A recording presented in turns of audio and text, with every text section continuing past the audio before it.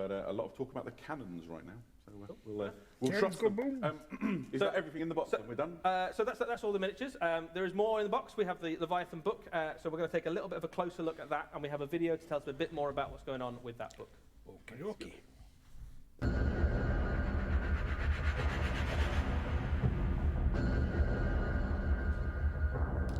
I'm waiting for ads to pop up. What's in the box? What's in the book? It's a lot of pages. The book that comes in the Leviathan box set is packed with background on the setting of Warhammer 40,000 and the various forces that fight across the galaxy. Don't say! Inside, you'll find inspiring photographs of miniatures and immersive artwork, along with the core rules of the game and a narrative crusade campaign based around the Fourth Tyrannic War. I like that. Do things by the book. So I'm actually pausing this because I'm curious, because the new Dreadnought does not have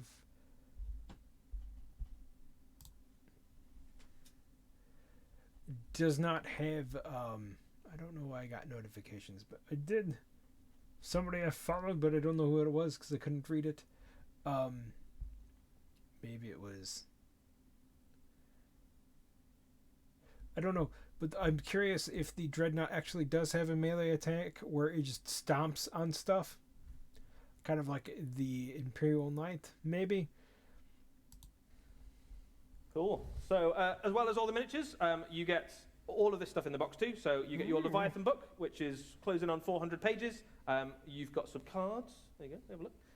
And we've got the transfers. So if we talk about the book first. It's massive and heavy. Yeah. There you go. That is my official summation. You can beat people with it. Nice. As you expect, there's loads of background in there. It's got a little bit of an update on what's going on in the galaxy. All of the usual kind of setting stuff. So give you an overview of the various different factions that are fighting. The core rules in there are quite interestingly done because they've got their own page numbers, and what that means is... That just threw me, actually. Yeah, what that means basically is that wherever you get your core rules, whether you're going to be downloading them for online or you get them in this book or separately in a different book, whenever we reference a page number, it will always be the same. So that's kind of broken out as a little separate thing. The book itself, in this format, is going to be exclusive to this box.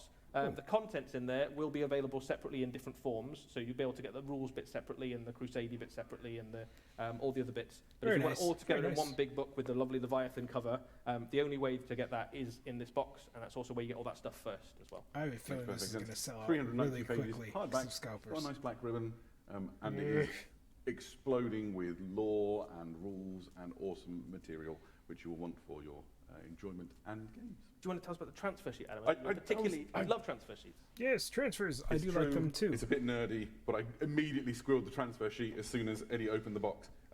I've got the stats on the transfer sheets as well, for those of you who are listening.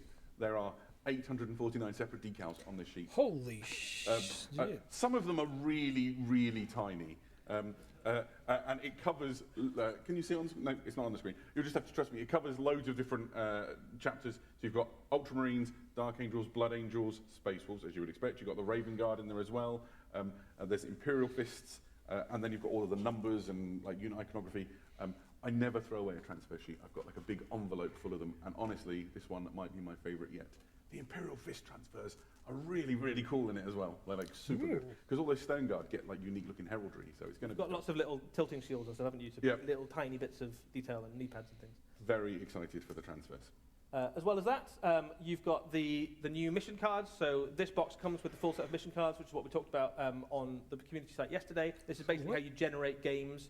If you don't want to play either a Crusade game or the default mission out of the box, you can generate match play games basically with this deck of cards. Very cool. I love how the backs look like something straight out of the Imperium. I don't know like what. Like some tarot. Yeah, slightly obscure, you know, like esoteric and weird. The wrong person holds them and they're in trouble. You get to hold them and play a game.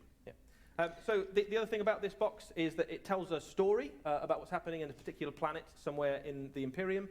So we're just going to jump now to another video with the Warhammer studio to tell us a bit more about what's going on in the story of this box set. The Leviathan box is packed full of exciting new Space Marine and Tyranid miniatures that will tell a great story. Tell me The the contents story of of the your people. Leviathan box are telling a story that's probably typical of any number of war zones across the Bastior subsector, which is the region of space the north lot of the battles in the early parts of the Fourth Tyrannic War take place in. You can see a number of different Tyranid creatures, including assimilator beasts, eater beasts, creatures that typically only turn up towards the latter stages of a planetary invasion.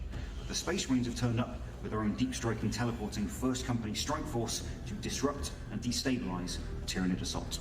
This planet's probably already doomed, but if the Space Marines can effect victory, they can destabilize the Tyranids, they can drain the hive mind of biomass, they can force it to expend and waste resources, which is something that the hive mind never wants to do when it's conducting its invasions.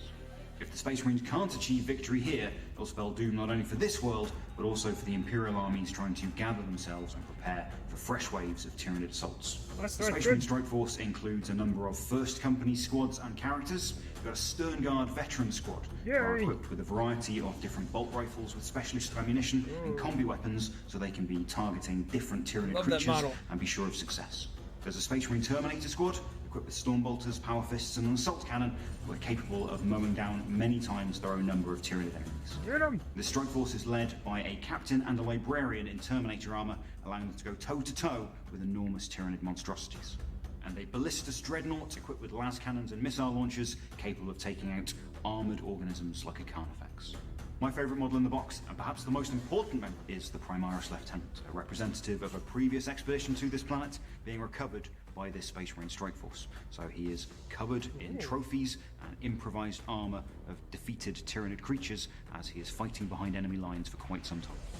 If you prefer the idea of destroying, consuming the Imperium rather than fighting in its defence, the new Tyranid army in the Leviathan box has a whole host of new creatures, led by the Neurotyrant, a new type of synapse organism, a far more psychic creature than the existing Hive Tyrant, just as commanding, a little bit less combative, but a force magnifier for the shadow in the warp that precedes all the Tyranid invasions.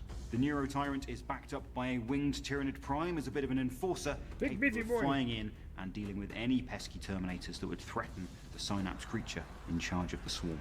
And there are some bigger creatures. The Psychophage, or Witch Eater, is an assimilator beast capable of consuming any biomass on the planet and kicking out all sorts of corrosive spores, but has a particular taste for psychic creatures, just like the Librarian and Terminator armor. And the Screamer Killer is perhaps the most iconic and recognisable representative of the Tyranid hive mind in this collection, a wonderful update to a classic design.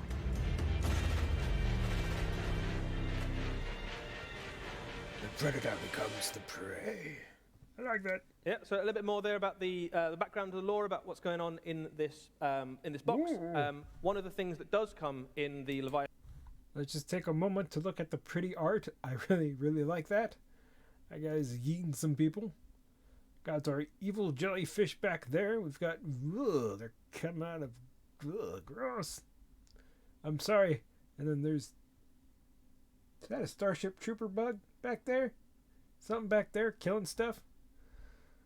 I always like the art. I always appreciate the art. I love the art. Alright, sorry, back to the video. Leviathan book is an entire Crusade supplement for Warhammer 40,000, which deals with the Fourth Tyrannic War.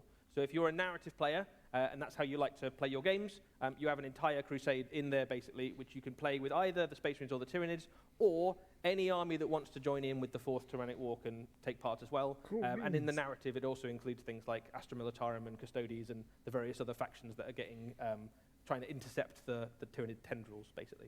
I think it's a perfect opportunity with this box, assuming that you're going to split it with somebody and you're nice.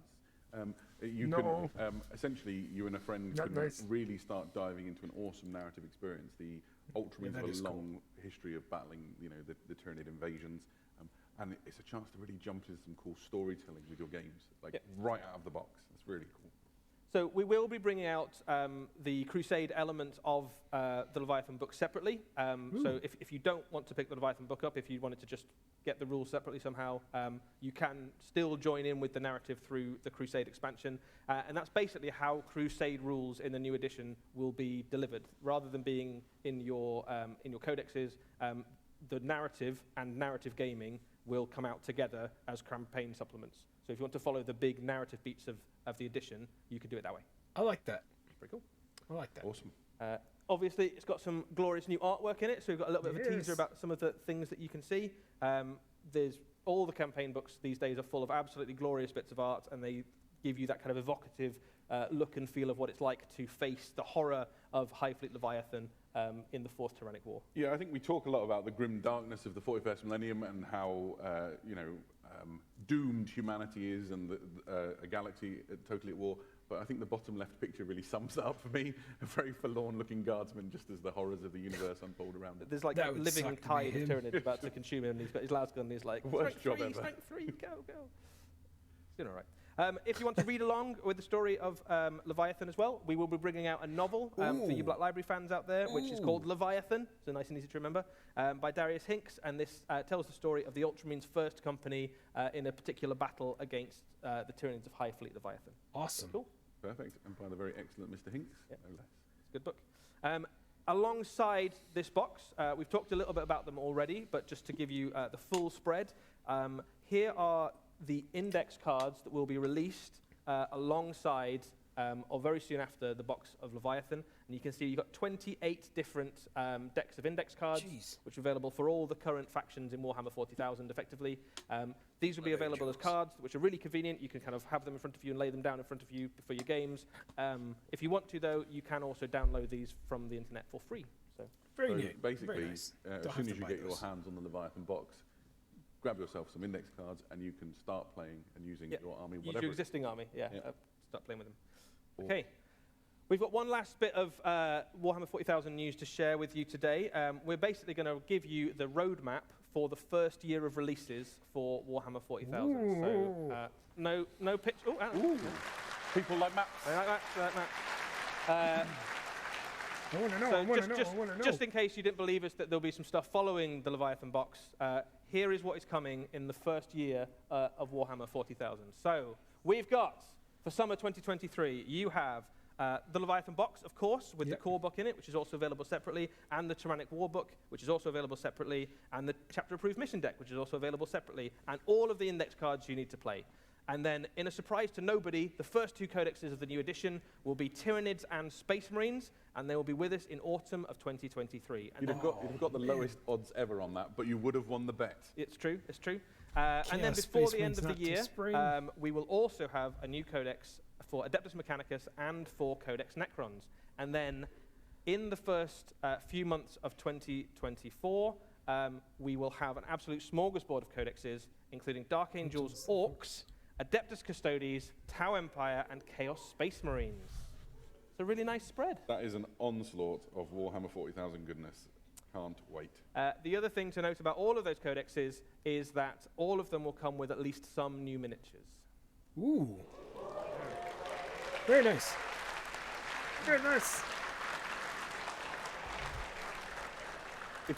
I will say this: they should have put a new codex. They should have added Imperial Guard because they got screwed over this last edition. The Imperial Guard came out like at the very end. It should have popped off like at the right beginning, because it would go side by side with the Ultramarines fighting in the Tyranid War. If you put a pin right now down, this could be the best year ever for Dark Angels then, couldn't it? It could be. Man, I can't wait. Awesome. Right. Where does that leave us? So that brings us to the end of the Warhammer 40,000 preview. Alrighty. That's been very cool. Have you got anything you're most excited about there, Adam? Terminators and Stern Guard, miniatures-wise, I'm super hyped for a new era of Warhammer 40,000 gaming, if I'm honest. I know we'll talk more about that over the coming days and weeks and months. Well, it's not even a month. This coming period of time, and a chance to sort of get my armies out and use them fresh again. My Tyranids have sat on a shelf for more than a year and not been used. It's a chance to get those out and refresh them. So I think the thing will be the Stone Guard and Terminators. The feeling, though, is just what a great time for Warhammer 40,000. Yep. What an awesome time to be excited about this hobby that I've enjoyed since I was a 10-year-old boy. I've got 3,000 points of Tyranids at home, so I think that I might dust those off and bring them back to the battlefield. For everything you've got in your army battle against my Dark Angels. Could be. Uh-oh. Could be. Right. Right. If, ahead. Oh, it was nearly, yes. So, what we're going to do next is we're going to say goodbye to the very excellent people who've joined us in the Twitch stream. Right now, 36,700 people watching concurrently. Thank you for spending your time with us. It has been a delight to have you. It was a delight watching. We can't wait for you to tune into more previews across Warhammer Fest. Don't feel that you need to step away from your computers if you're with us on Twitch. There's going to be streamed gaming throughout the event. There is just like 100 meters through that way, an enormous events hall packed with more gaming tables than I think I've ever seen in one place. Kill Team, Warcry, Warhammer 40,000, Warhammer Age of Sigmar, just everything you could hope to see, all going off all at once, and it looks amazing. And they'll be streaming games throughout the weekend when they're not streaming previews. Okay. So, yeah, thanks ever so much for joining us on Twitch. We will say bye to you now. So, bye, everybody. Take care. Everyone else can say bye as well if you want. Bye. Bye-bye. That was fun. That was fun, chat. Let's go over here. Oh, that is the wrong one. Bam! So that was fun. I quite enjoyed that. Yes, that was fun.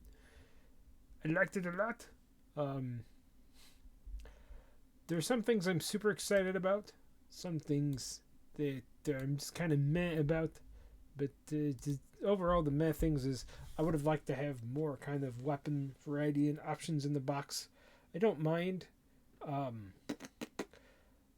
easy to build models, but I do like customizing my guys with different weapons and stuff. But that's not bad. That's not bad for a starter box. I'm really excited about it. I'm also dreading the fact that the pre-order is going to be sold out completely if Games Workshop does not change their website and how they do things. Numerous people in the community, I think Valrak and Kurioth have said this, where they need to update and check certain things. Like if somebody is buying 50 boxes from different accounts and they're all going to the same address, there needs to be a way to stop that and be like, hold up, this guy's bought too many. You only get one, so why are you ordering so many? Type of deal. You know, if it's not a legitimate business, if it's not, I know a lot of people are going to be mad about this, but if it's not a legitimate brick and mortar store, I know some people are going to get mad about that, but like for wargaming shops, it would be okay for like your local hobby shops to do that, but not for just some random Joe Schmo who is an eBay seller. I do not like eBay sellers. I've had very bad experiences with them, but that's just me. Some people have very good experiences. I've had very bad experiences. The people that I bought from, I did not realize they were an eBay shop. They had some old models that I bought. I bought some old squats from them, and they were cheap. And the reason why they were cheap is because they were poorly put together and then they were poorly primed. There's a lot of green stuff on them. I was kind of disappointed in that, but I'm not going to go rant about that. But ladies and gentlemen, thank you so much for stopping by. Are you excited for the new edition? I know some people aren't. I know some people said, I'm done with the hobby after 8th edition. They went off and went rawr. You know, I understand. I understand that streamlining the game is not going to be everybody's cup of tea.